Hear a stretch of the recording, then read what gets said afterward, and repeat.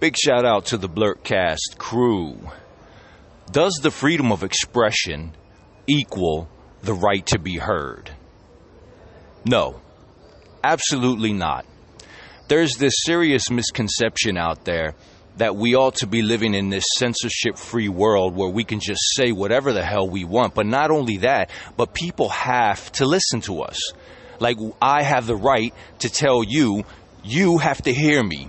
You have to hear out exactly what I'm saying, and you have to listen to me. That's nonsense. That's craziness. The world of censorship is a dualistic world. There are places where censorship is required. I don't want to see I don't want to see soldiers killing innocent civilians. Is that what you would like to see? That's what a censorship-free world would be. Would you like to see children being molested by pedophiles? That's what a censorship-free world is. This idea that I have the right to express myself means that you have an obligation to listen to me is ridiculous. It is absolutely ridiculous. People talk about wokeness. People talk about free spaces, safe spaces. This is the projection. This is the projection of someone saying, oh, you guys want to create safe spaces. Well, that's censorship. Well, isn't it equally true that those people want to have a safe space? You want a safe space where you can be allowed to say whatever you want. You can curse. You can be ignorant. You can post up all kind of, you can post up pornography, pedophilia. You can post up violence. This is the kind of world that you want because you say, well, we need a censorship-resistant, we need a censorship-free world. Oh, but then you would be the first one to pop, well, no, I wouldn't go that far. But you'll go as far as your comfort zone allows you. So for me, the idea that someone would say, I have a right to be heard just because we're out here in public, that's nonsense. You know, I would get vulgar, but I don't want to. I want to respect that we have a decent crew, that we have decent people, that there may be children listening. Otherwise, I could get really vulgar here and say, okay, well, you know, if I see you out in public, you know, I can say a whole bunch. You're in public, I'm in public, you're with your family. I can just start insulting your children. I can insult your wife. And then I look you in the face and say, hey, I'm not finished yet. You have to listen to me because I have the right to say whatever it is that I want to say to you because we're out here in public. If that's the kind of world you want, then I don't want to be in your world. You know, we have a lot of wonderful artists on Blurt that do beautiful paintings and beautiful drawings. You know, if they want to create their own little community because they don't want to have to deal with quote-unquote art critics, you don't have the right to say to them, hey, you're censoring me. You know, I want to be able to say your painting sucks. I want to be able to say your drawing sucks. And they want to be able to say, listen, you're not welcome here. If you don't have anything positive to say in our group, in our little community, in our little space, call it what you will, a safe space or not, we don't want you in there with your negativity. That's what this is all about. And I'm grateful now that we have this opportunity to start filtering out the people who don't belong in certain circles. There's a big misconception about Blurt, right? There's this idea, you know, you see the little emoji and, you know, you got the letters there, you got the symbols there as if, you know, Blurt is all about cursing all day and being vulgar all day, as if the word blurt just simply means just spit out of your mouth whatever comes to mind. Whatever comes to mind. That is not the only definition of blurt. There are people in life who have some wonderful ideas, but sometimes they might be shy. Sometimes they might have had experiences, negative experiences in their life where they expressed certain things and then got negative feedback or negative reactions. Blurt and blurting it out is also about blurt it out. Tell me what's on your mind. Tell me what you've been thinking.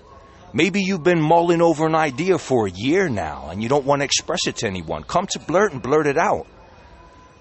But that doesn't mean that that person then has to, because somebody feels that they have some kind of superior right to be heard, that they have to listen to someone be negative and have a negative reaction towards them. So You know, I would love to hear everyone else's opinion on this. This is a little fire that's trying to gain some. It's a little fire that's looking for some oxygen, but I don't think it's going to last long. But it would be really nice to have some positive people, some constructive criticism, and some constructive and wise insights from the rest of you. Thanks, everyone. Shout out to the Blurtcast crew, and let's do this. Hello everyone, so in this podcast I would like to talk about the muting button that I called super mute or cool mute or great mute option we have now in Blurt, and it's really awesome because when we mute those people, we don't need to see their content, we don't see it usually, and our audience see it, and it's not nice because you kind of mute them, you do not see that content from them, like that bad words from them, like bad pictures, and maybe you are kind of inviting people to Blurt, like people you respect or your family or people you know very well, and they will see those bad comments under your content, so it's not that nice.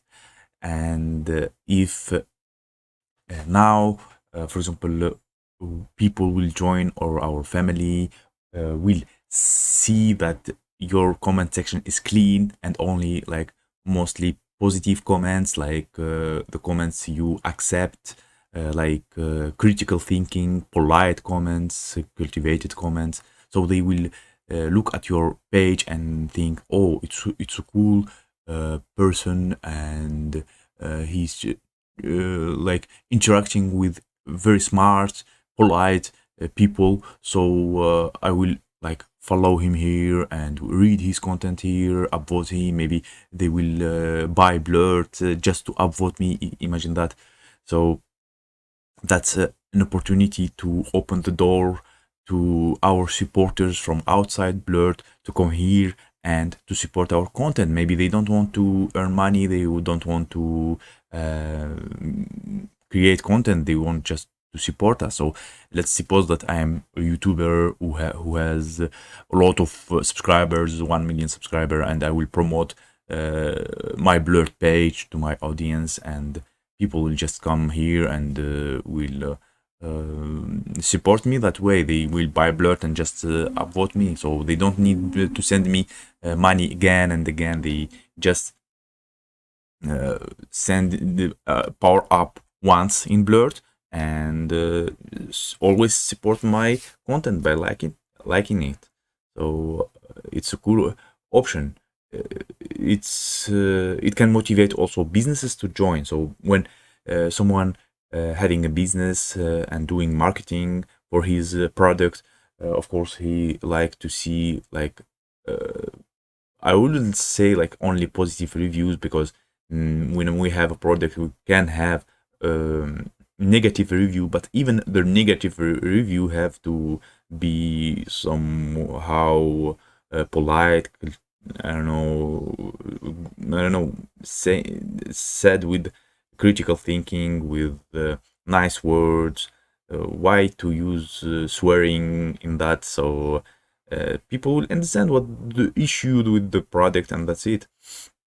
And if the business owner don't want at all any comments on his marketing place, so why he does need those comments? He just will mute everybody, and maybe developers will do such option like mute everybody and that's it. If you don't want anyone to comment you, like just like in YouTube, it's possible to do in Instagram, in Facebook. If you don't need comments, you just don't need them. Why you have to like open that section? Anyway, I think it's a good option, opening the door to people who to invite their friends, their relatives, and opening the door to people with big audience, and it may help Blur to improve and grow. Thank you for listening, and see you in my next podcast.